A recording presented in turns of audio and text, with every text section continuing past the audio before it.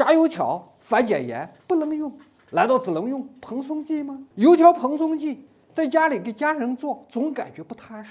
除了这俩，能不能放放心心的炸出油条？小吃虽小，也有大学问。大家好，我是平王老师。其实油条的核心无非是面条油炸受热后，面瓤能达到蓬松膨胀的效果，吃着皮儿酥脆，瓤软和。接下来的配比就要围绕这个核心做出这个效果。你想让面团膨发不瓷实，我们最熟悉的酵母粉就能达到这个效果。但是我想让它膨得更厉害，形成中空的效果，就要少量配合一些无铝泡打粉。酵母发酵能使面团产生绵密的气孔，无铝泡打粉受热就会迅速产生气体，把这个绵密的气孔就能进一步的撑开撑大，达到空心的效果。无铝泡打粉直接加入面粉中搅匀，加点盐，炸出来油条耐吃香。酵母粉、白糖化在温水里融合更充分，分时加酵母水开始和面。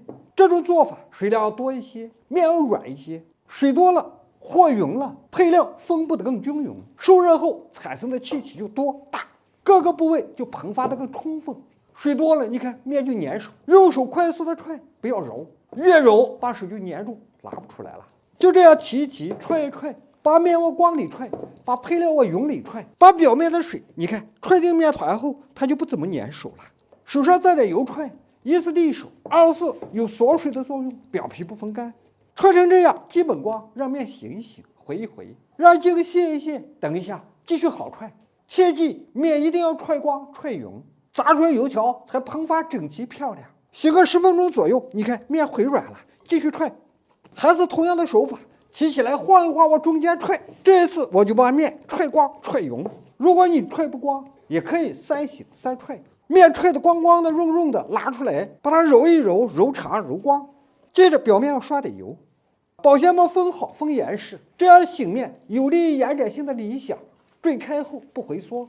室温20度左右，半个小时开炸油条。面醒到时间坠一坠，坠长坠匀，上走锤改一改改开，上刀贴条，等距离出油条地址，隔条打水线，另一条翻个个接上去，朝水线用刀一压，2片粘住，轻轻一蹬，蹬长，看着长短要一致，两头去掉，炸出来油条醒好不分家。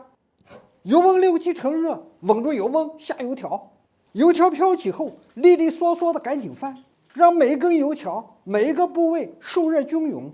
你看油条就慢慢的发起来了，形状大小膨发都很一致，不停的翻着，慢慢定型，慢慢上色，炸熟，炸的颜色黄亮，出锅。这我们的放心油条成了。油条的样子依然整整齐齐的漂亮，颜色黄亮，膨发理想，倾听声音，皮也很酥脆。你看油条里面的瓤也是中空的。今天的油条就到这里，关注我们，学习更多专业的小吃创业技术，咱下期看见。